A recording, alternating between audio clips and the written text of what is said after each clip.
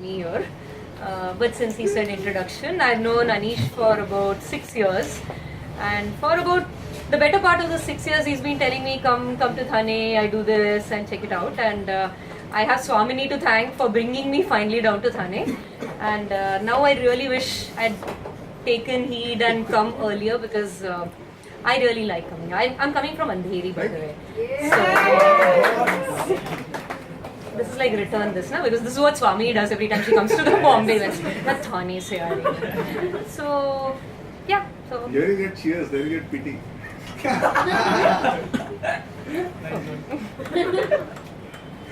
So my piece is also to the prompt, not the Harry Potter prompt, but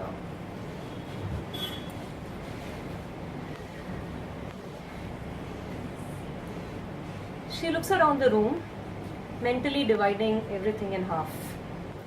He's color coding everything into what is indisputably his and what might be hers.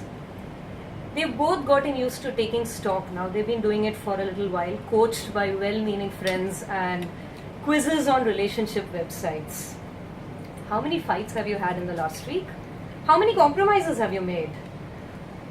Were any of the following words ever mentioned? Did you? Did he? Did she? Was there violence? Does breaking a teacup count? How about breaking trust and loyalty? But no tears, she tells herself. There will still be heartaches to be borne and she cannot afford to go into the future with blurry eyes. He watches her take back her breaths and he thinks how easily she reorganizes her emotions as if they are nothing more than his Xbox DVDs that she never really liked that much anyway. They're standing in two rigid piles, standing at unease because of her house rules. Assassin's Creed and Grand Theft Auto 5 were his friends long before there was her. He reaches out for the comfort that they offer. She watches him topple over the two stacks that she painstakingly dusts individually and restacks every day.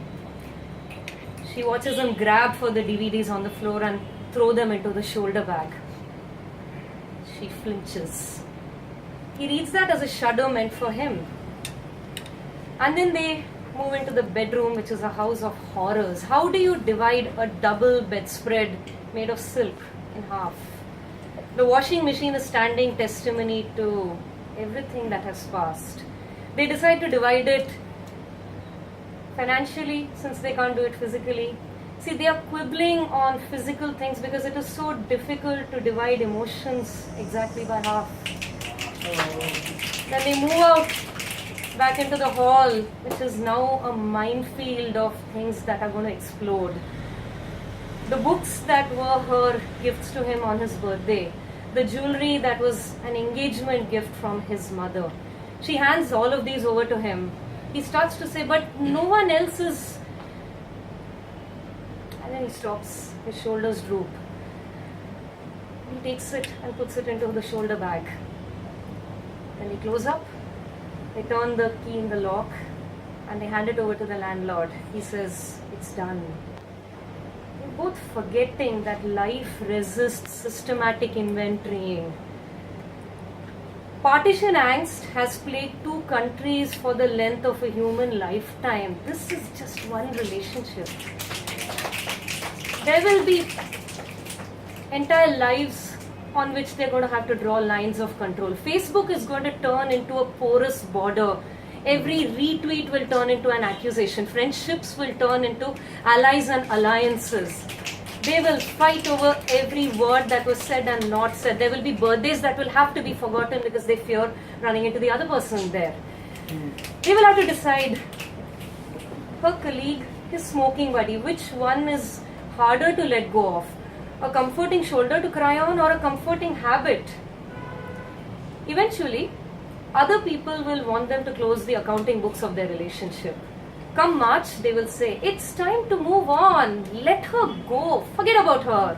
His friends will push him into partying harder, drinking more, get onto Twitter and swipe, right? Koi to match karegi. Eventually, he will retreat to his bedroom and spend all his evenings button mashing his Xbox controller with games that he doesn't even really like anymore because his favorite games are lying in a bag that he never wants to look at again.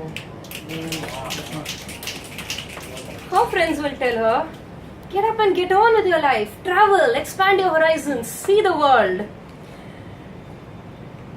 She'll find herself standing with a suitcase that was a piece of luggage that they bought together for the first trip to Goa.